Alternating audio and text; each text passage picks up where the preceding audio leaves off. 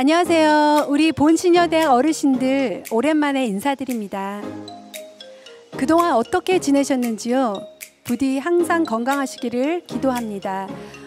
저는 개인적으로 정말 듣지도 겪어보지도 못한 코로나 확산으로 심한 혼란과 불안으로 정말 이 사태를 어떻게 극복하며 보내야 하나 했더랬습니다.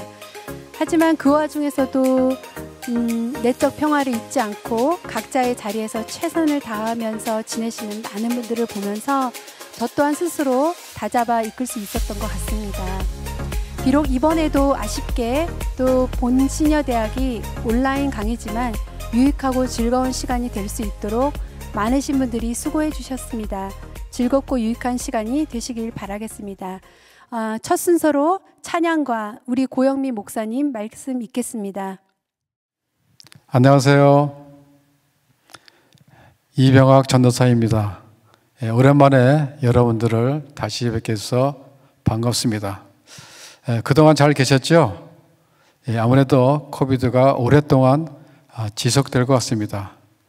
언제 우리 어르신분들을 한 분 한 분 대면으로 만나 뵙게 모르지만은 아무쪼록 모든 분들이 건강에 유의하시기를 바라겠습니다. 이번 22기 시녀대학은 작년과 같이 온라인으로 5주간 진행됩니다. 그리고 말법 모임이 5월 7일부터 시작합니다. 이 말법 모임은 코비드의 장기화로 인해서 자칫 고립되어 계신 우리 시녀분들의 마음을 돌보기 위한 프로그램입니다. 일주일에 한 번 그룹으로 모여서 서로를 격려하고 위로하면서 친밀한 교제와 자신의 의사를 서로 소통하는 대화의 광장입니다. 4주간 줌으로 진행되며 지금 신청을 받고 있습니다. 신청은 본교회 사무실로 하시면 됩니다. 많은 분들의 참여를 바라겠습니다. 그럼 다 같이 시녀대학 교화를 함께 부르면서 22기 본시녀대학을 시작하겠습니다.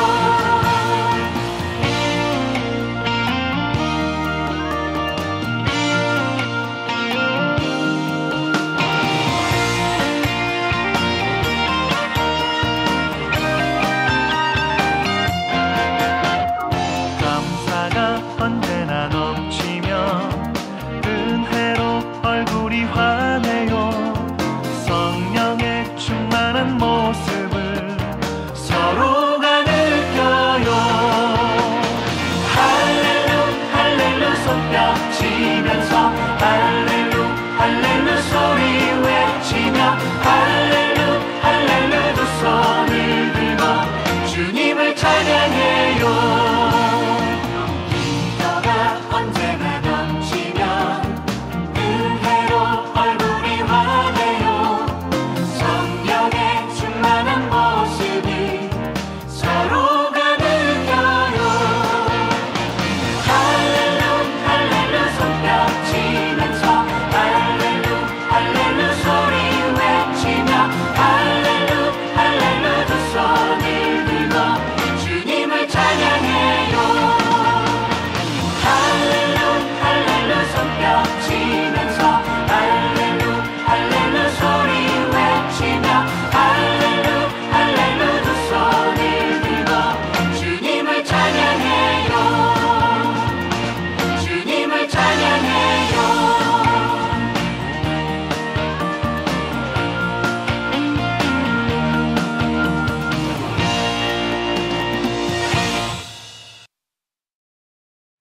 할렐루야, 반갑습니다. 본 한인교회 시니어 대학에 오신 여러분 모두를 환영합니다. 저는 본 한인교회 고영민 목사입니다. 오늘 시니어 대학을 시작하면서 개강의 시간에 저는 여러분과 함께 나는 이렇게 나이 들고 싶다, 나는 이렇게 나이 들고 싶다, 이런 주제로 여러분과 함께 이야기를 나누고자 합니다. 제가 최근에 읽은 책 중에 노인으로 산다는 것, 이런 책을 읽었습니다. 이 책은 노년의 삶에 대해서 다양한 학자들이 쓴 그런 책입니다. 프랑스 학자들이 쓴 책인데요. 재미있는 것은 이 책을 쓴 그 저자들이 전부 다 노인이라는 것이죠. 노인들이 노인의 관점에서 노년의 삶에 대해 쓴 아주 흥미로운 책입니다. 이 책에서 이런 이야기가 있습니다. 노년을 페달을 밟을 필요가 없는 내리막길로 생각해서는 안 됩니다. 우리는 오히려 오르막길에 접어든 것입니다.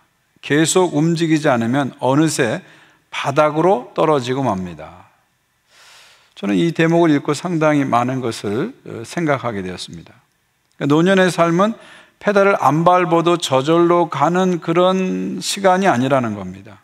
오히려 더 적극적으로 페달을 밟아야지만 갈 수 있는 그런 오르막길의 삶이다, 이렇게 얘기합니다. 저는 어쩌면 인생 전체가 그러지 않을까? 인생 전체가 그냥 페달 밟을 필요 없는 내리막길은 인생에는 없는 것 같아요. 그냥 저절로 사라지는 시간은 인생에는 없는 것 같아요. 뭐 10대 때도 마찬가지, 20대, 30대, 40대, 50대, 60대 나이에 상관없이 저절로 사라지는 시간은 없는 것 같아요. 열심히 페달을 밟아야지만 살 수 있는 것이 인생이다, 그렇게 볼 수 있죠. 노년도 예외가 아니라는 겁니다. 노년의 시간은 그냥 저절로 흘러가는 그런 시간이 아니라 오히려 열심히 페달을 밟아야 되는 그런 시기다, 그렇게 이야기합니다. 그렇지 않으면 어느 순간에 바닥으로 떨어질 수 있다, 그런 얘기죠. 특별히 요즘 노년의 시간이 점점 길어지고 있잖아요. 예전에는 한갑만 넘으면 이제 앞으로 한 10년만 살면 죽는구나, 사람들이 그렇게 생각했어요. 노년의 시간이 한 10년 안팎이었습니다. 그러나 이제는 인간의 평균 수명이 길어지면서 노년의 시간이 20년, 30년, 40년 점점점 늘어나고 있어요. 저희 할아버님은 72세에 돌아가셨는데 저희 아버님은 88세에 돌아가셨거든요. 점점점 늘어나고 있어요, 인간의 수명이. 이 의학이 발전하고 또 분자 생물학이라니 여러 가지 유전학이 발달하면서 인간의 수명이 점점점 늘어납니다. 어떤 학자들은 이제 120세를 넘어서서 140세까지 인간의 수명이 갈 수 있다, 그런 얘기합니다. 지금 선진국에 태어나는 여자아이 2명 중에 1명은 100세까지 산다, 그런 통계가 나왔어요. 이제 점차로 100세가 기본이 된 그런 시대로 들어가고 있다는 거죠. 이제 노년의 시간이라는 것은 그냥 남는 시간, 잉여의 시간이 아니라는 것입니다. 적극적으로 살아내야 할 긴 시간이라는 것입니다. 다시 우리가 마음을 가다듬고 몸을 가다듬고 페달을 열심히 돌려야 되는 그런 시간이다, 적극적으로 살아야 될 그런 시간이다, 이렇게 우리가 생각해 볼 수가 있습니다. 또 한 권의 책을 제가 좀 소개해드리고 싶은데요. 로버트 레인즈, 이분 목사님입니다. 은퇴하신 목사님인데요. 로버트 레인즈 목사님이 쓴 A Time to Live, 살아야 할 때, 이런 제목의 책을 읽어봤습니다. 이 로버트 목사님은 은퇴한 목사님인데 이제 60이 넘어가면서 자신이 나이 드는 것에 대해서 상당히 심각하게 생각을 했대요. 그래서 나이가 들어가면서 이렇게 느끼는 여러 가지 정신적인 방황, 또 불안, 우울, 이런 것들을 많이 경험했어요. 그래서 그러면서 나이 드는 것이 무슨 의미일까? 노인이 된다는 건 무슨 의미일까? 깊이 생각을 하게 됐다고 합니다. 특별히 61세가 됐을 때 이 로버트 목사님의 첫 딸이 이제 딸을 낳았어요. 첫 딸을 낳았어요. 이게 첫 손녀딸이 생긴 거죠. 그 첫 손녀딸이 태어나면서 자신도 새롭게 태어났다, 그런 얘기를 합니다, 이 책에서. 아버지에서 할아버지로 새롭게 태어났다. 그런데 할아버지가 되고 보니까 이 할아버지가 된다, 할머니가 된다는 것은 좀 복잡 미묘한 감정이다, 그런 얘기를 해요. 저도 아직 할아버지가 안 돼봐서 잘 모르겠지만 이 책에서 그런 얘기를 해요. 이게 영어로 믹스드 백이다, 여러 가지 섞여 있는 백이다, 그런 얘기를 해요. 그러니까 할아버지가 돼서 기쁨이 있고 보람이 있지만 한편으로는 소외가 있고 또 우울이 있는 약간 복잡한 그런 감정을 가진 그런 시간이다, 그렇게 얘기합니다. 그러면서 이 책에서 자신의 이런 고민을 많이 하면, 나이가 든다는 것, 노인이 된다는 것에서 많이 고민한 다음에 이 책을 쓰신 거예요. 결국 이 책에서 이 목사님이 하는 얘기는 뭐냐면, 나이 든다는 것을 받아들이자는 거예요. 피하지 말고 외면하지 말고 받아들이고 오히려 적극적으로 살아가자는 거예요. 노년의 시간이야말로 a time to live, 제대로 사는 듯이 이제 진짜 사는 그런 시간이 왔다는 겁니다.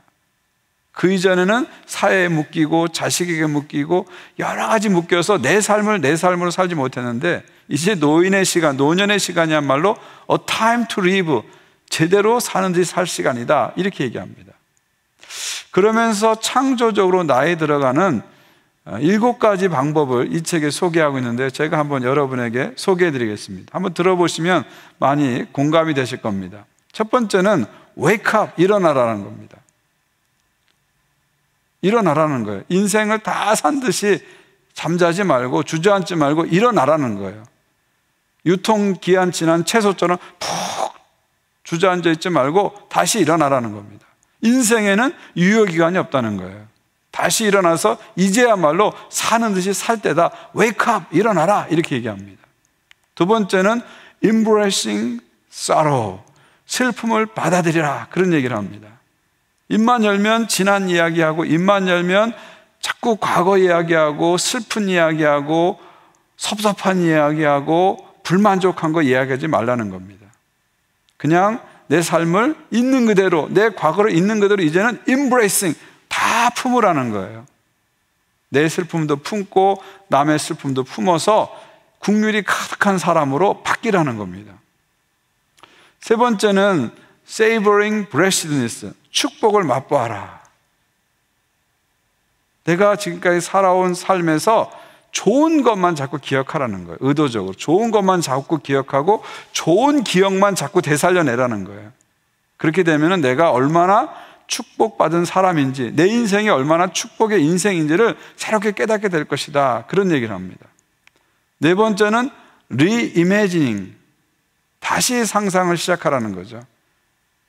이제 나의 시간이 얼마 남지 않았어, 이렇게 생각하지 말고 내가 이제 본격적으로 제대로 살 때다, 이렇게 생각을 바꾸고 인생의 목표와 비전을 새롭게 세우고 다시 시작하라는 거예요. 다시 삶을 시작하라, 그런 얘기입니다.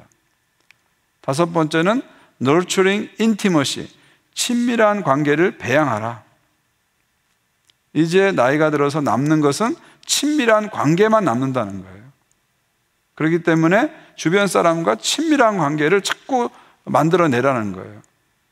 자녀들과 친밀한 관계를 만들고 손주들과 친밀한 관계를 만들고 주위 사람들과 친밀한 관계를 자꾸 만들라는 겁니다. 왜냐하면 인생에서 남는 건 친밀한 관계뿐이라는 겁니다. 특별히 하나님하고 친밀한 관계를 만들어라, 그런 얘기를 합니다. 여섯 번째는 seeking forgiveness, 용서를 추구하라. 무조건 용서하라는 거예요. 나이가 들수록 무조건 용서하라는 거예요. 무조건 용서하라는 거예요. 감정의 선반을, 이제 나이가 들수록 감정의 선반을 깨끗이 치우라는 거예요. 그 감정의 선반에 막 이것저것 막 그냥 복잡하게 놓고, 나이 들수록 복잡하게 살지 말고 나이가 들수록 감정의 선반을 깨끗이 치우라는 겁니다. 그래서 가능하면 용서하라는 거예요. 무조건 용서하라는 거예요.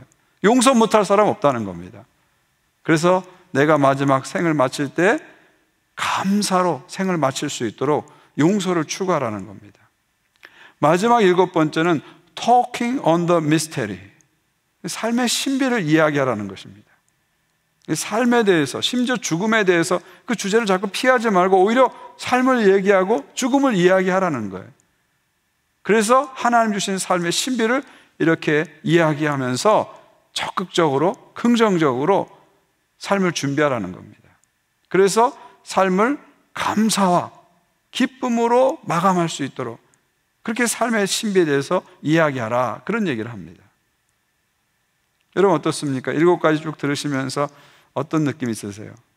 공감되는 부분이 상당히 많죠? 우리가 한번 이렇게 좋은 것들을 잘 받아들이셔서 우리의 그 나이 들어감, 노년의 삶을 새롭게 이렇게 좀 만들어가는 그런 기회가 됐으면 좋겠습니다. 오늘 하나님 말씀에서 사도 바울도 이 노년의 삶, 나이 들어가는 삶을 새로운 각도로 사도 바울은 이야기하고 있습니다. 16절 보십시오. 그러므로 우리가 낙심하지 아니하노니 겉사람은 후패하나 우리 속은 날로 새롭도다. 여러분, 나이가 들면요, 사람들은 자꾸 낙심합니다. 노인이 되면 사람들이 자꾸 절망합니다. 근데 바울은요, 나는 절망하지 않고 낙심하지 않는다, 그렇게 얘기합니다. 왜 그럴까요? 겉사람은 후패하나, 우리의 겉사람은 나이가 들수록 후패합니다. 낡아지고 작아지고 약해집니다. 그렇죠? 우리의 겉사람은 그렇게 갈 수밖에 없어요. 그건 자연의 원리입니다. 자연의 원리입니다. 그러나 속사람은, 그리스도와 연합된 속사람은 부활의 능력 안에서 날로 새로워지는 것이죠. 우리의 겉사람은 인생의 세월과 고난에 굴복해서 날이 가면 갈수록 약해지고 낡아질 수밖에 없는 거예요. 그러나 속사람은, 그리스도와 연합된 속사람은 예수 그리스도의 부활의 능력 안에서 날로 새로워지는 것입니다. 그렇기 때문에 나이가 든다고 해서, 노인이 됐다고 해서 바울은 낙심하지 않는다, 절망하지 않는다, 그렇게 얘기합니다. 여러분, 어떤 의미에서 나이가 들면 들수록 우리는 하나님께 가까이 가는 거 아닙니까? 영광의 하나님께 가까이 가는 거 아니에요? 나이가 들면 들수록 하나님의 영광을 향해서 한 걸음 한 걸음 가까이 가는 것입니다. 그러니까 이 생의 관점에서 보면은 나이가 드는 것은 해가 지는 시간이에요. 해가 지는 시간이죠. 그러나 영생의 관점, 이쪽 관점에서, 영생의 관점에서 보면 어떤 시간이에요? 해가 뜨는 시간이에요. 해가 뜨는 시간이에요.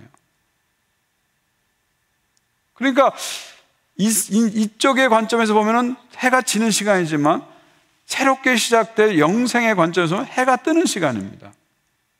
절망의 시간이 아니라 가장 빛나는 시간을 향해서 가는 희망의 시간이다, 그렇게 볼 수 있죠.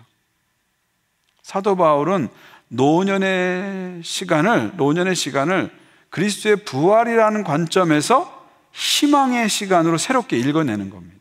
이게 얼마나 멋진 믿음의 해석입니까? 그러면서 17절, 18절에서 이렇게 고백합니다. 우리가 잠시 받는 환난에 경한 것이 지극히 크고 영원한 영광에 중한 것을 우리에게 이루게 함이니, 우리가 주목하는 것은 보이는 것이 아니요 보이지 않는 것이니, 보이는 것은 잠깐이요 보이지 않는 것은 영원함이니라. 무슨 얘기입니까? 여러분, 나이가 들면은, 노인이 됐을 때 우리는 많이 아파요. 여기저기 안 아픈 데가 없습니다. 머리부터 발끝까지 성한 데가 없어요. 여기도 아프고 저기도 아프고, 벌써 저부터도 여기도 아프고 저기도 아프고 하는데, 저보다 연세 많으신 분들은 아픈 데가 더 많을 거예요. 힘든 데가 더 많을 거예요.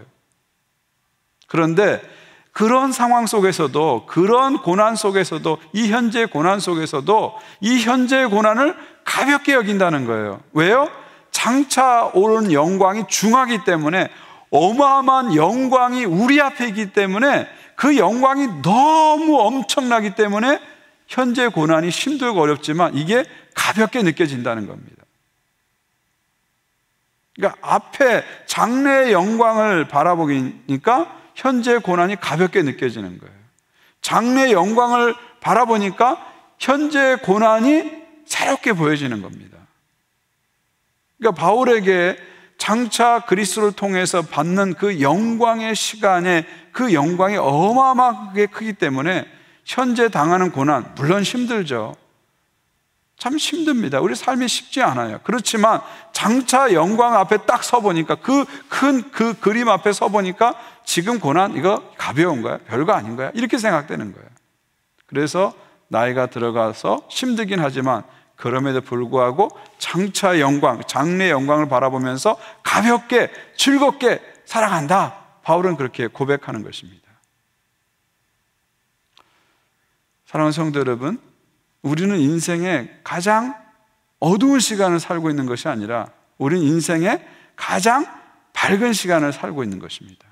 해가 지는 시간을 살고 있는 것이 아니라 우리는 해가 뜨는 시간을 향해서 가고 있는 거예요. 영생의 관점, 부활의 관점에서 보면 해가 뜨는 시간을 향해서, 밝은 시간을 향해서 가고 있는 것입니다. 프랭크 시나트라의 유명한 노래가 있죠. The best is yet to come. 가장 좋은 것, 최고의 것은 아직 오지 않았다. 그렇습니다. 가장 좋은 것은 아직 오지 않았어요. 우리는 the best, 가장 좋은 것을 향해서 나가는 희망의 시간을 지금 보내고 있는 것입니다.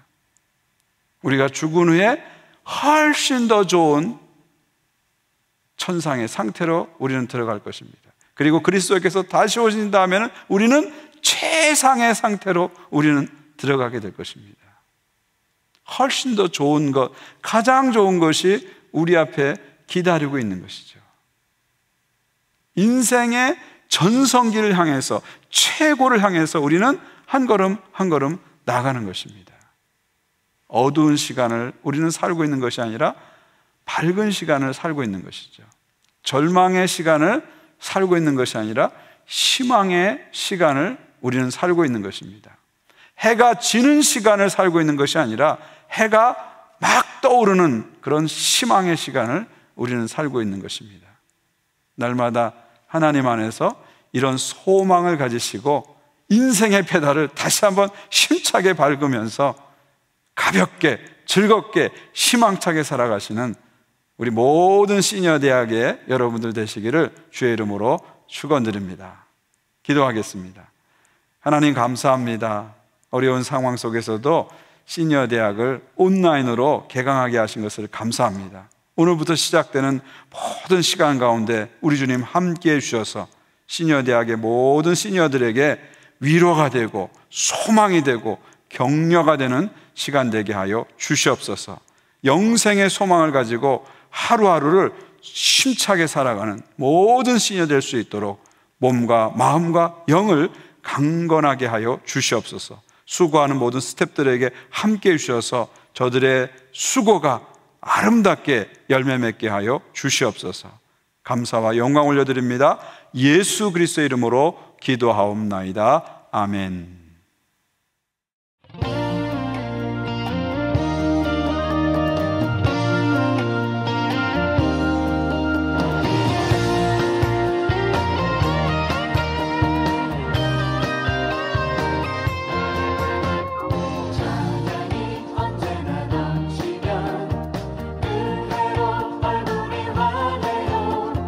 성령의 충만한 모습이 서로 가는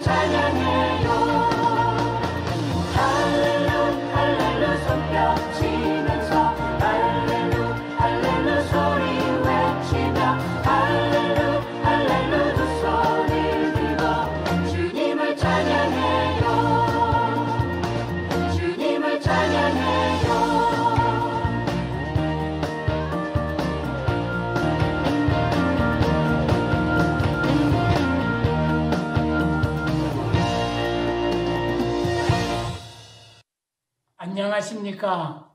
본 한인교회 목진상입니다. 그동안 저를 위하여 기도해 주신 목사님과 모든 성도님들께 감사를 드립니다. 네, 이렇게 우리 시녀님들 얼굴까지 보고 나니 한층 기분이 좋아지는 것 같습니다. 네, 오늘 첫 순서는 아마도 남녀노소 모두가 좋아하지 않으실까 싶습니다. 우리의 소리, 판소리 공연인데요.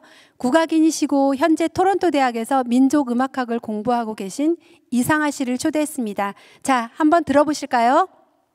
안녕하세요. 토론토에서 활동하고 있는 국악인 이상아입니다.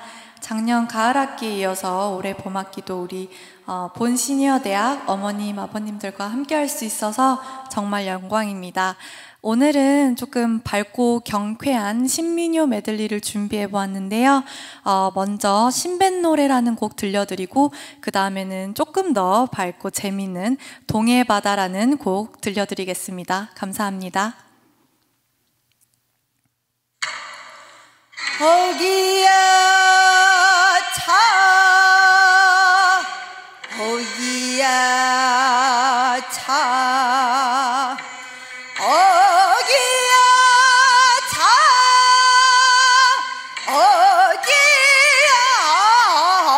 어기야 어기야 차 어기야 차차 어기야 디어 차 어기야 디어 차 어기야 어기야 뱃놀이 가자한다 만경창파 만경창파에 몸을 실려 갈매기로 벌을 삼고 싸워만 가누나 어기야 디어 차 어기야 디어 차 어기야 어기야 뱃놀이 가자한다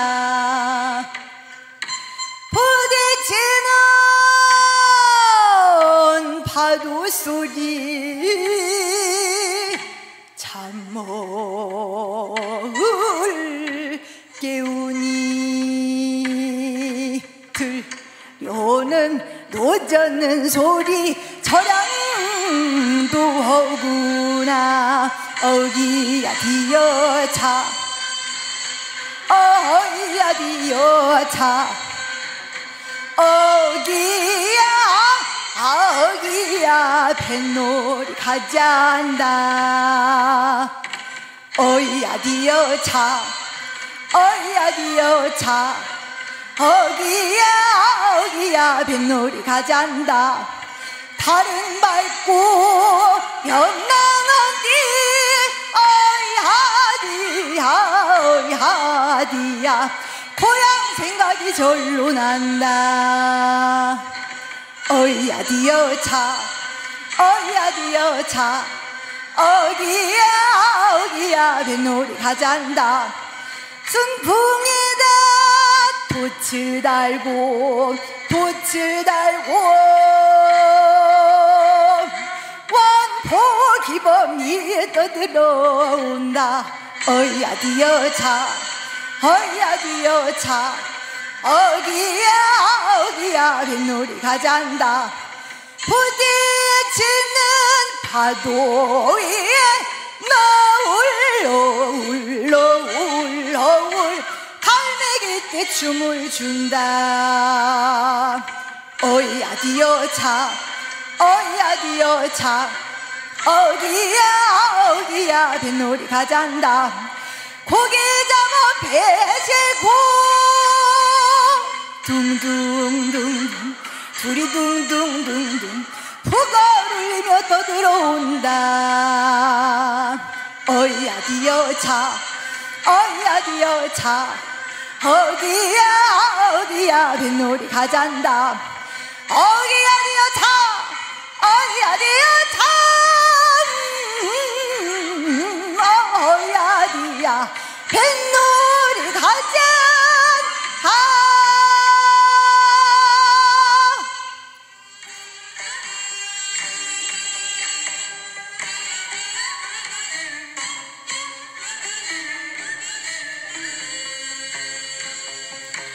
동해 바다 저 멀리 우뚝 솟은 울릉도라 넘실대는 파도 소리에 물새들만 슬피 우네 우리님은 무정하게 어이허여 안 오시나 오늘 밤도 연속하게 강바람만 몰아치네 동해 바다 저 멀리 우뚝 솟은 울릉도라 긴 떠나간 부둣가에는 내 마음만 울려주네 우리님은 무정하게 나를 두고 떠나시나 인제 가면 언제 와요 오실 날만 기다리네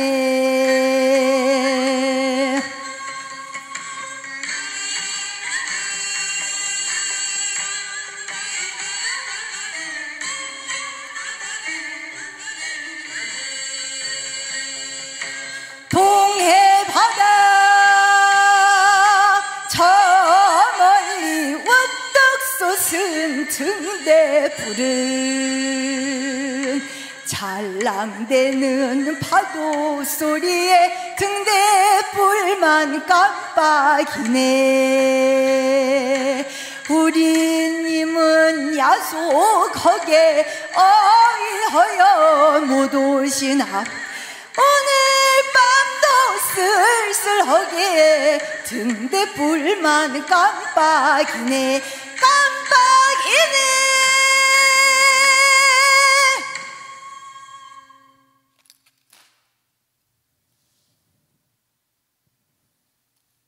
네, 다음 순서는 체조교실입니다. 가능하시면 우리 함께 일어나셔서 가볍게 따라해 보시면 좋을 것 같습니다. 자, 준비되셨나요? 만나면 언제나 즐거움을 주시는 우리 김여진 강사님이십니다. 안녕하세요. 몸도 마음도 건강하게 운동하는 지니입니다. 어머님, 아버님들 그동안 안녕하셨나요? 또 이렇게 웃는 모습으로 건강한 모습으로 어머님, 아버님들 앞에 다시 한번 인사드리게 되어 너무 반갑습니다. 잘 지내고 계시지요? 계속된 락다운으로 인해서 많이 답답하시고 지치셨을 텐데 우리 봄도 성큼 다가왔고 온라인 수업도 시작이 되었으니까요. 우리 그 첫 시간 저와 함께 10분 체조 함께 하시면서 오늘 하루 즐겁게 한번 시작해 보실게요. 기대해주세요. 네, 본격적인 신나는 체조에 들어가시기 전에 어머님, 아버님들 저와 함께 간단한 스트레칭 먼저 시작해 보실 건데요. 저와 함께 따라 해보실게요. 아침에 일어나셔서 부담 없이 할 수 있는 체조니까요. 같이 한번 해보실게요. 첫 번째로 숨쉬기 운동 먼저 해보겠습니다. 양팔을 벌려 숨을 크게 들여 마십니다. 숨을 들여 마실 때는 코로 깊게 들여 마시고 입으로 길게 숨을 내뱉어 주세요.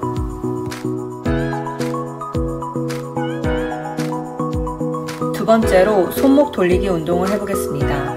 안쪽에서 바깥쪽으로 4번 돌려주세요. 이번에는 바깥쪽에서 안쪽으로 4번 돌려주세요. 이번엔 어깨 돌리기 운동입니다. 몸에게 움직이겠다는 신호를 보냅니다. 안쪽에서 바깥쪽으로, 바깥쪽에서 안쪽으로 천천히 돌려줍니다.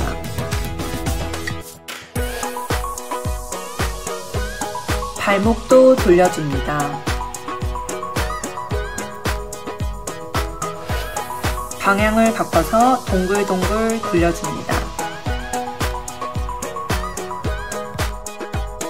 다음은 우리 몸에서 가장 중요한 고관절 스트레칭입니다. 안쪽에서 바깥쪽으로 천천히 돌려주세요.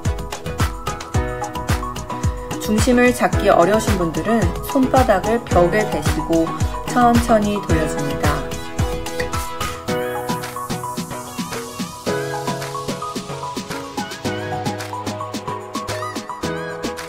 이번에는 팔 한쪽을 들어서 반대쪽으로 길게 늘려줍니다. 발꿈치가 들리지 않게 고정시켜 주시고 팔부터 옆구리까지 시원하게 늘려주세요. 이번에는 양손에 깍지를 끼시고 위쪽으로 길게 늘려주세요. 발꿈치가 띄어지지 않도록 꼭 눌러주세요. 부상 방지를 위해 목 스트레칭도 진행해주세요. 한쪽으로 3번, 또 다른 쪽으로 3번씩 돌려주세요.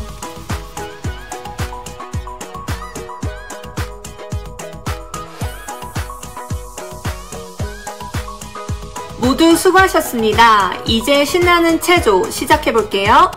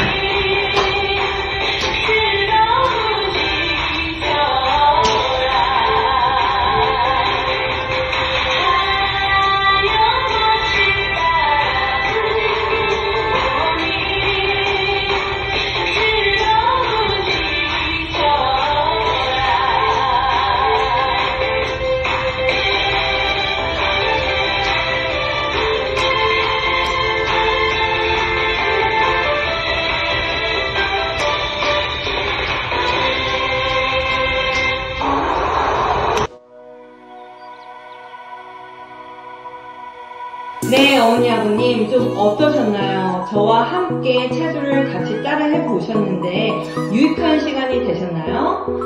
저는 벌써 이마에 땀이 송골송골하게 이렇게 맺혔는데 어머님, 아버님께서도 땀이 송골송골하게 맺힐 정도의 건강한 움직임이었으면 좋겠습니다. 어머니, 아버님들 건강하시고요. 코로나 꼭 피해가시고요. 늦었지만 새해 복 많이 받으세요. 다음에 인사드리겠습니다. 이번 순서는 추억의 간식 코너를 준비해 주셨다고 합니다. 요즘 코로나로 평소 음식 솜씨가 부족하신 많은 분들까지도 동영상을 찾아서 추억의 간식거리나 먹거리를 많이 좋아해서 찾았다고 하네요. 그 중에서도 당연코 우리의 먹거리는 인기가 가장 많았다고 하더라고요. 그래서 저희도 매주 추억의 간식 코너를 준비해 보았습니다. 오늘 첫 간식 코너에서는 왕만두 만들기를 준비해 주셨습니다. 우리 이길자 권사님의 왕만두 만들기 시청하시겠습니다.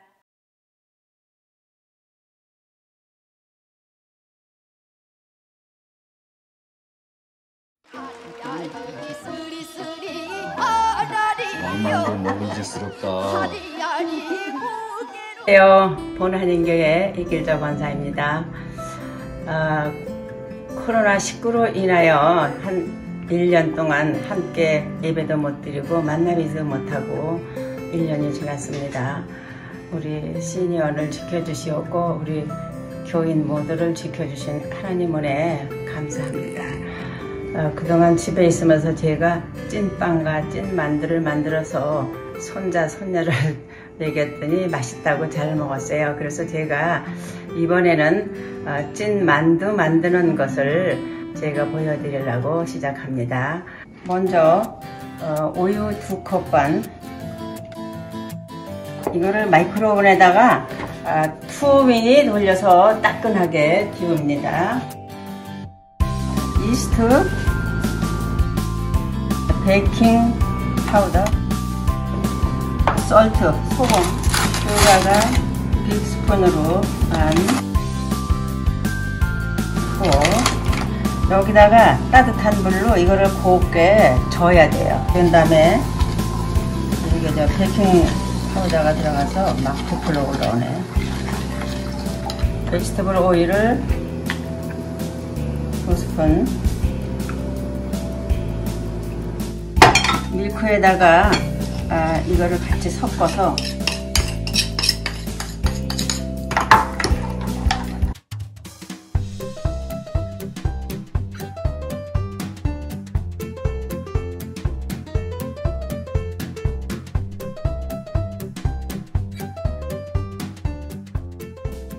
이렇게 이제 반죽이 거의 잘 된 거를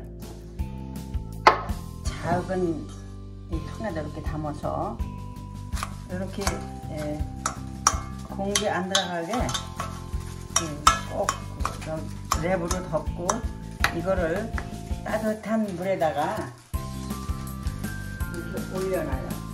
올려놓고 뚜껑을 덮어놓으면 물이 너무 뜨거우면 안 돼요. 아주 따뜻한 물에다가 올려놓고 한 20분 내지 30분을 기다리고 문을 열면은 이렇게 올라와요.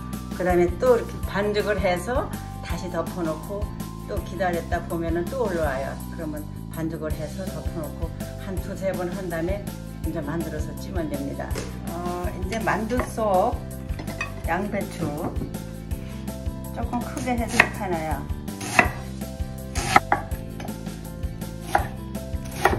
이걸 이제 썰어서 다 같이 볶을 거니까 조금 큼직큼직하게 해도. 양배추는 이만큼 썰고, 그 다음에 이제 어니언도요, 양파도 반 갈라서 이렇게 크게, 요렇게를 요런 사이즈 양파로 한 5-6개, 당근도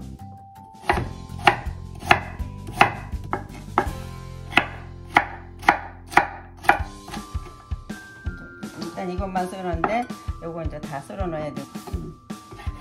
돼지고기도 뭐 기름이 좀 있어도 맛있고, 그래서 돼지고기를 조수가 하는 것도 찍찍그래. 이게 혼자 하기 힘드니까 조수가 이렇게 배포하는 거라고. 당면 삶은 물입니다. 네, 당면도 저기는 너무 찾아오지 않아요. 그거는 아직. 당면 찾으러 갑니다. 이만 다져놨던 마늘이라 마늘을 얼린 거를 다시 부셔가지고 넣을 겁니다. 넣어? 예? 여기다? 네, 넣어요.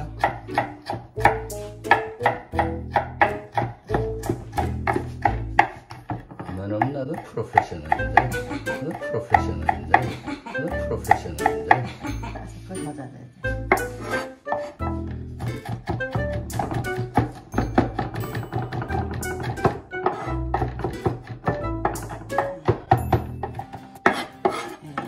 생강을 좀 넉넉히 넣고 돼지고기다. 예, 이게 돼지고기 이제 큼직큼직 썰은 건데 기름에 있는 것도 좋고 없는 것도 괜찮아요. 이게 아마 한 2파운드 정도는 되는 것 같아요. 여기다가 후춧가루 좀 넣고 그다음에 참기름 넣고 소금 조금 넣고 그다음에 외간장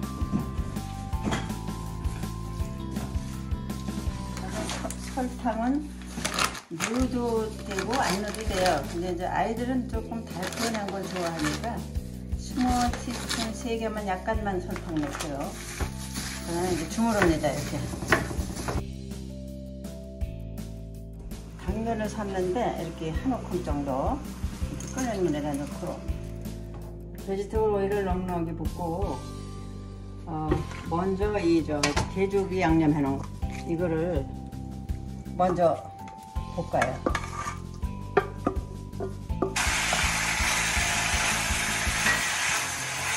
삶은 거를 그냥 이렇게 툭툭 잘라요. 고기가 이렇게 이제 거의 다 볶아졌을 때 야채를 넣고 이제 같이 볶아요.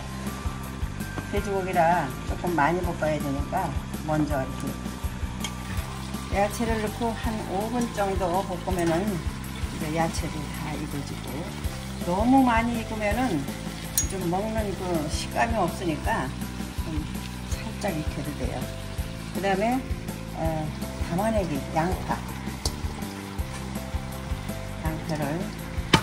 같이 넣고 야채가 한 반 정도 익었을 때 썰어놓은 당면을 넣고 다시 볶으면은 그동안에 그 밑에 야채에서 나온 물을 이 당면이 흡수해서 질지가 않아요. 보슬보슬해. 간을 좀 봐야죠.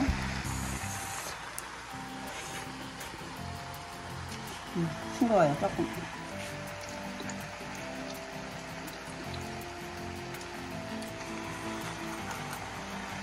소금을 요것만 집어넣고 이거는 이제 식성대로 맞추시면 돼요. 볶으면서 맛을 보고 뭐 짭짤한 게 좋다 하면 좀 짭짤하게 하고 또 거죽에 그 빵 반죽에도 소금이랑 설탕 다 들어갔으니까 맛 보셔서 하면 되고요. 네, 이제 다 볶아진 것 같아요. 밀가루 반죽 부풀을 동안 우리 찬양 연습이나 할까요? 네, 그래요. 해요. 나의 등 뒤에서 나를 도우시는 주 편안히 길을 갈 땐 보이지 않아도 지치고 고나여 넘어질 때면 다가와 손 내미시네.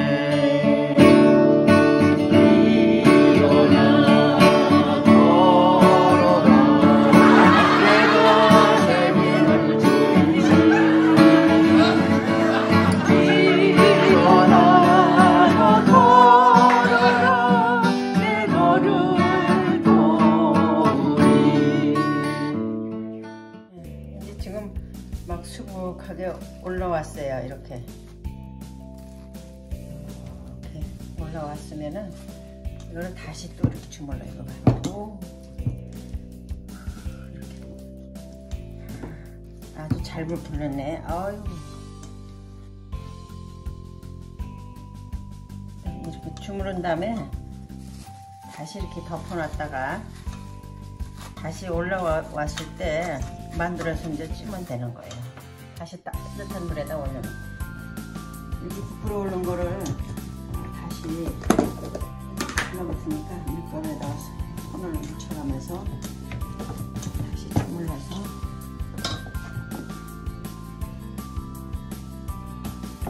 반이나 한 3분의 1 떼서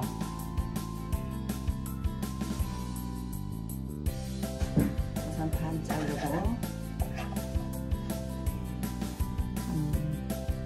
4개 잘라서 이렇게 꽉꽉 누른 다음에 밀어도 되고요. 또는 손으로 이렇게 가생이만 가운데가 두꺼워야 하니까 가운데는 두껍게 놔두고 가생이만 이렇게 누려요. 가생이만. 그 다음에 속을 넣고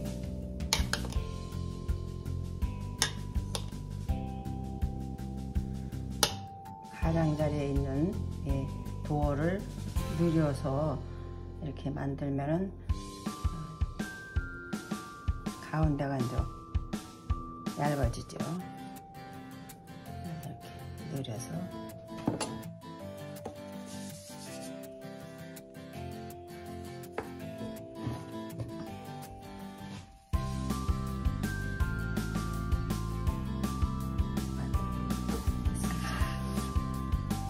이거는 찜통에다가 이 면보를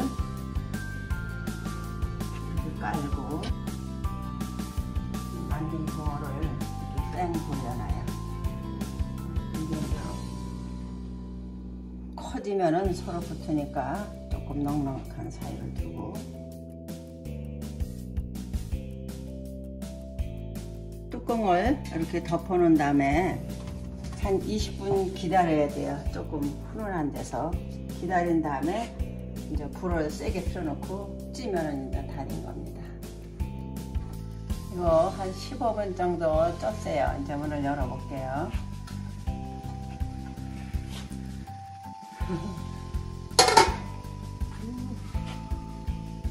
맛있게 생겼네.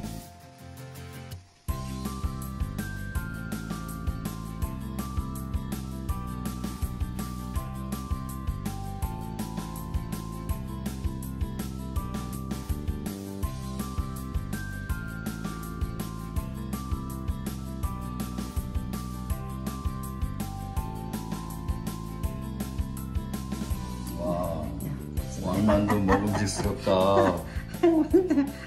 먹어봐야죠. 맛이 어떤가. 안 먹어. 잘 먹었네요. 간이 맞아요, 속이.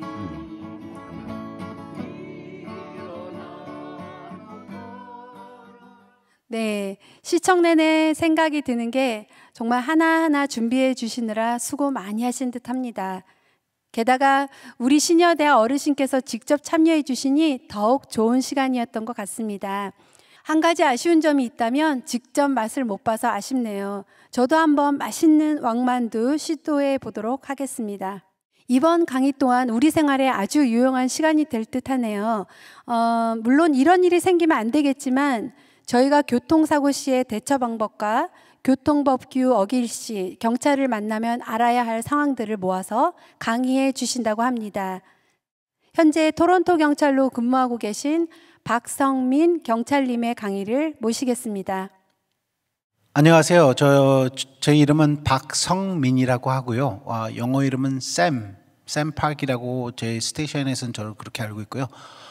저는 지금 police constable 경찰 일을 하고 있습니다. 그리고 제가 일하는 경찰은 토론토 police service고요. 지금 지역은 32 디비전, 영하고 핀치 있는 데입니다. 그러니까 30 엘리슬리 아비뉴 노스욕이고요. 전화번호는 416-808-3200. 예, 제가 오늘 이 자리에 나온 것은 다름이 아니라 제가 일하면서 한국 분들이 어르신들이 많은 운전을 하시면서 많이 힘들어 하시는 것 같고 모르는 그 부분에 있어서 제가 조금이나마 도움이 되자고 여기 나와서 이제 사고가 나셨거나 아니면 운전을 하실 때 어떻게 하시는 게 조금이나마 편하신지에 대해서 말씀을 드리고자 여기 나왔습니다. 온타리오에서 차를 운전하실 때 가지고 있어야 되는 서류가 있어요. 그 서류는 3가지인데 하나는 온타리오 드라이버 라이센스, 그거를 갖고 계셔야 되고요. 근데 온타리오 드라이버 라이센스라고 해서 꼭 온타리오 드라이버 라이센스만 갖고 계신 게 아니라 어느 라이센스를, 그러니까 드라이버 라이센스만 갖고 계시면 돼요. 한국에서 오셔서 잠시 여기서 머물러 계시면서 운전을 하시는 분들도 한국에서 인터내셔널 드라이버 라이센스를 가지고 오시면은 6개월 동안을 운전을 할 수가 있습니다. 그리고 두 번째 서류는 여기서는 인슈런스 카드라고 그러죠. 뭐 쉽게 말해서 뭐 여기서 핑크 슬립이라고 하는데, 왜냐면 그 슬립이 핑크색으로 돼 있어가지고 핑크 슬립이라고도 많이 얘기를 해요. 그 인슈런스 카드를 가지고 운전을 하실 때는 꼭 가지고 계셔야 되고요. 또 3번째로는 퍼미트, 오너십이라 그래요. 여기서는 오너십이 있는데 2가지 종류로 나눠주는데 하나는 퍼스널이고 하나는 비즈니스인데 보통 많은 어르신들이 퍼스널로 갖고 계시니까 그거에 대해서는 아무런 관계는 없습니다.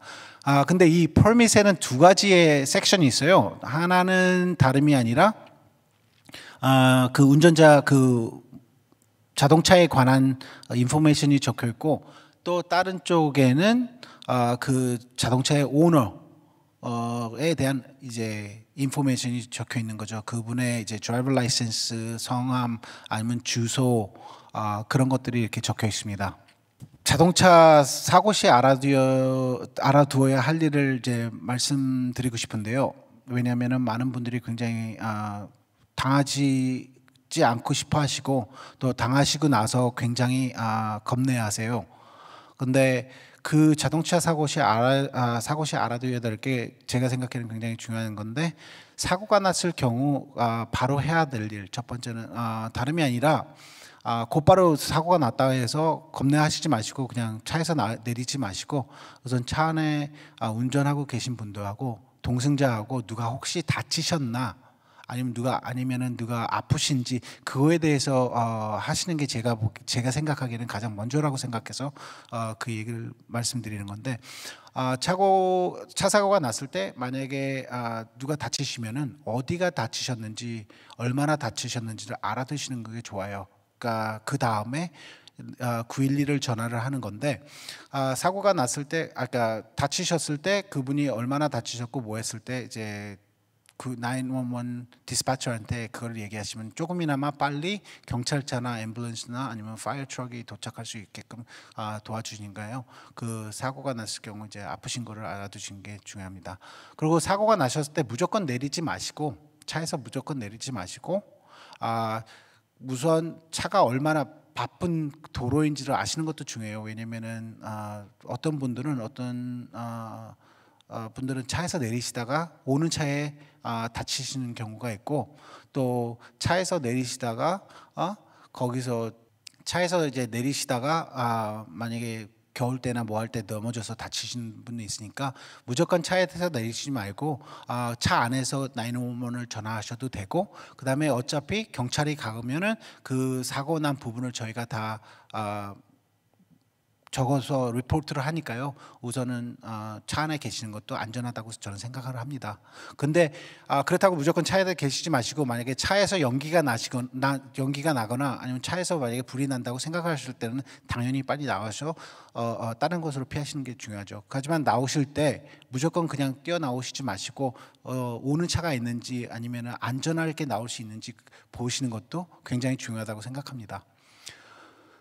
911을 걸었을 때 한인분들이 또 하나의 고통이 그거죠. 911을 걸었을 때 말이 통하지 않고, 하물며 저도 이제 여기 온 지 꽤 돼도 급하게 됐거나 아니면 제가 만약에 패닉 상태로 들어갈 경우에는 한국말이 먼저 나오는 경우가 많아요. 그래가지고 그 디스패처가 그거에 대해서 굉장히 못 알아듣고 하는데, 우선 911을 거셔서 한국말을 영어를 잘 못하신다 하더라도 걱정하지 마시고 우선 필요하신 부분을 말하세요. 예를 들어서 영어로 그냥 한 단어라도 help라도 하시든지 아니면 police라도 얘기를 하시든지 아니면은 앰뷸런스라도 얘기를 하시든지 그렇게 얘기하시고, 하지만 전화는 끊지 마세요. 왜냐하면 전화를 끊지 않게 되면 저희가 계속 그 장소를 어디 있는지 찾을 수 있기 때문에 많은 분들이 통역이 안 되고 언어가 잘 소통이 안 된다고 전화를 끊으시는 분이 많은데 끊지 마시고 그 전화를 계속 잡고 계세요. 그리고 만약에 사고가 나셨는데 그렇게 큰 사고가 아니고 경찰이 왔으면 좋겠는데 통역이 안 된다 했을 때는 416-808-2222번으로 전화를 하시면은 거기서 코리안이라는 얘기를 하시면은 거기서 한국어를 하시는 분을 통역사를 대주시니까요. 그 분을 통해서 그 자체 지정을 말씀해 주시면 됩니다. 그리고 사고가 났을 때 만약에 사람이 다치셨을 경우에는 그 911을 곧바로 전화를 하시고요. 911을 곧바로 전화를 하셨을 때 이 온타리오도 다른 데와 똑같이 응급차, 그 다음에 소방차, 그다음 경찰이 장소에 가는데요. 만약에 사람이 다쳤을 경우 저희한테 많은 정보를 주셨을 경우, 예를 들어 그 나이나 아니면 성별이나 아니면 그분이 갖고 계신 지병이나 아니면 그분이 지금 어떤 상태인지를 저희한테 말해 주시면요, 저희가 거기 도착했을 때 앰뷸런스나 아니면 파이어 그쪽에서 더 빠른 신속한 서비스를 제공해 드릴 수 있으니까요. 더 많은 정보를 저희한테 주시면은 그러면 저희가 더 빨리 더 신속하게 도와드립니다. 그리고 또 잊어버리지 마실 거는 어디서 그 사고가 났는지에 대해서도 저희한테 얘기를 해주셔야지 저희가 최대한으로 빨리 갈 수가 있습니다.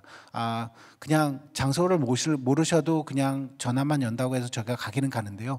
그래도 장소를 저희한테 주신 것보다는 그렇게 빨리 갈 수는 없습니다. 왜냐하면 저희가 그 장소를 찾아야 되니까요. 그러니까 장소도 어디에서 사고가 났고 또 누가 다치셨는지는 저희한테 꼭 알려주시는 게 감사합니다. 그리고 가벼운 사고가 났을 경우에는 이 온타리오에서는 2,000불 미만의 사고가 났을 경우는 경찰을 부를 필요가 없어요. 경찰을 부를 필요가 없고 사고가 나신 분하고 그다음에 상대편하고 두 분이서 합의를 보셔서 그 사고를 처리하시면 되는 거고요. 만약에 2,000불 이하의 사고가 났다고 쳐도 만약에 사람이 다쳤을 경우에는 경찰한테 꼭 전화를 하셔야 됩니다. 그래서 리포트를 하셔야지, 안 그러면 여기서는 그거 fail to report라는 그걸로 해가지고 차지를 받으실 수가 있어요. 그러니까 2,000불 미만인데 사람이 안 다쳤다 그러면 경찰한테 전화를 하지 마시고, 2,000불 미만인데 사람이 다쳤다 했을 땐 저희한테 경찰한테 연락을 하셔야 됩니다. 그리고 2,000불 이상의 그 사고가 나셨을 때는 무조건 저희한테 연락을 해주셔야 돼요. 그때 사람이 다치지 않는 경우에는 저희가 Collision Reporting Center라고 해서 CRC라고 해서 저희가 그쪽으로 가시라고 조언을 해드립니다. 왜냐하면 저희가 사람이 안 다쳤을 때는 그쪽으로 보통 모든 분들을 다 보내드리고요. Collision Reporting Center에도 경찰분이 계세요. 그래서 그 경찰분이 그 모든 걸 다 처리를 해드리니까 그쪽으로 가시라고 하시는데, 만약에 욕지역에서 다른 지역이죠. 여기서는 municipal이 다 틀리기 때문에 토론토에서 사고를 났을 때는 토론토로 가셔야 돼요. 토론토에서 사고를 나시고 욕지역으로 가시면 욕지역에서 다시 토론토로 가시라 그럴 거예요. 토론토로 똑같이 욕지역에서 사고가 나시고 토론토 컬리전 리포팅 센터로 갈 때는 다시 욕지역으로 가셔서 리포트를 하시라고 아마 그쪽에서 얘기를 할 겁니다. 컬리전 리포팅 센터를 갔을 때는 중요한 서류가 있어요. 중요한 서류가 뭐냐면 또 아까 말씀드린 것처럼 세 가지 서류인데, 하나는 driver's license고 insurance고 그 다음에 또 하나는 이제 permit, 그 세 개를 가지고 가셔야 돼요. 근데 내 것만 갖고 가시는 게 아니라 사고가 같이 났던 상대편 것도 같이 가지고 가셔야 되니까 그 사람하고 이제 인슈런스 그 모든 거를 이제 다큐멘트를 다 서로 간에 이제 교환을 하셔야 돼요. 근데 그 와중에 어떤 분들은 내 잘못이 아니니까 내 서류를 주지를 않겠다고 안 주시는 분들이 있어요. 그렇다고 해서 싸우지 마시고 그렇다고 해서 더 큰 문제를 일으키지 마시고요. 서로 간의 그 인상착의나 그분의 인상착의나 또는 그분이 운전을 했던 자동차의 라이센스 플레이트를 사진으로 찍어서 갖고 오셔서 컬리전 리포팅 센터에서 이 사람하고 아니면은 이 운전자가 운전을 했는데 이 차하고 사고를 어디서 몇 시 며칠에 사고가 났다고 리포트를 해주시면은 그쪽에서 다 처리를 해줍니다. 그러니까 싸우지 마세요. 그분이 뭐냐면 서류를 다 안 줬다고 해서 싸우지 마세요. 괜히 싸우셔도 다칩니다. 그리고 또 이제 모든 게 다 끝나가지고 경찰이 와서 끝나가지고 CRC로 가라고 얘기를 말씀을 하셨을 때는 이제 견인차가한테 어떤 경찰이 봤을 때 이 차가 운전할 수 있는지 운전할 수 없는지 경찰이 이렇게 봐요. 왜냐면은 저희가 봤을 때 이 차가 사고 난 차들이 만약에 세이프하게 CRC에 갈 수 있다고 생각을 느끼면은 저희 경찰이 차를 운전하고 CRC로 가세요라고 얘기를 해드리고요. 만약에 그 사고 난 차들이 갈 수 없는 고장이 났다고 싶으면은 저희가 토잉을 하라고 얘기를 합니다. 그때 토잉을 하는 그 토잉차가 왔을 때는 저희한테 권한이 있다기보다는 그 차 주인한테 권한이 있어요. 근데 예를 들어서 만약에 자동차가 많이 바쁘고 큰 인터섹션에서는 경찰이 세이프티의 문제 때문에 그 차를 견인을 할 수가 있어요. 위험하지 않은 곳으로. 그렇기 때문에 벌써 와 있는 견인차를 쓰라고 할 경우가 있으니까 그거에 생각해 두시고, 만약에 많은 분들이 CAA나 그런 거를 갖고 계셔서 자기 자신의 갖고 있는 서비스를 쓰고 싶은 분들은 경찰한테 내가 CAA 그 멤버십이니까 그 사람들을 차를 부르겠다 그러면 그 사람들이 부를 수 있도록 도와드려요. 근데 그 사고 현장에 와 있는 견인차를 사용할 때는 사고 현장부터 CRC까지는 공짜입니다. CRC에서 그 차를 갖고 오면 CRC에서 돈을 내줘요. 이 토론토에서는 한 158불인가 153불인가의 돈을 그쪽에서 견인차에서 내주니까 사고 나신 그쪽에서는 돈을 낼 필요가 없는데요. 대신 문제는 뭐냐면 CRC에서 모든 일이 다 마치시고 그 차를 다른 쪽으로 견인할 때에 그때는 당사자가 그 견인차에 돈을 내야 됩니다. 그러니까 그 견인을 할 때 집으로 가시거나 아니면은 고치는 쪽으로 가실 때 그 가격이 얼마인지를 확실히 알아두고 그 가격을 아셨을 경우 인슈런스한테 전화해서 얼마만큼 커버가 되는지 그것도 알아보는 것도 굉장히 중요하다고 저는 생각해요. 어떤 분들은 그것 때문에 많은 돈을 그 견인차한테 내가지고 컴플레인하는 사람들이 많습니다. 그러니까 그거에 대해서는 잘 알아두시는 게 중요해요. 예, 오늘은 여기까지 제가 갖고 나왔고요. 토론토 경찰에는 지금 한국 경찰분이 많아요. 제가 알기로는 50명 넘게 있는 것 같은데 만약에 더 많은 정보를 얻고 싶거나 아니면은 무슨 문제가 있는데 언어가 되지 않아서 한국 경찰분하고 얘기를 하고 싶으면 전화를 하셔서 한국 경찰분을 찾으시면 한국 경찰분이 일하실 경우에는 많은 도움을 드릴 겁니다. 예, 감사합니다. 그리고 저는 박성민이었고요. 제가 일하는 데는 32 디비전이고 전화번호는 416-808-3200입니다. 예, 감사합니다. 네, 오늘 첫 강의 어떠셨나요? 부디 혹 부족한 점이 있었더라도 시녀님들의 사랑과 포용으로 즐겁게 시청해 주셨기를 바랍니다. 다음 주에도 연주 공연, 체조 교실, 간식 코너, 시니어 우울증 강의, 그리고 글쓰기 교실 등 다채롭고 즐거운 시간 만들었으니 다음 주 목요일 10시에 찾아뵙도록 하겠습니다. 그럼 본시녀대학 다음 시간에 찾아뵙겠습니다. 건강한 한 주 되시길 바랍니다. 안녕히 계십시오.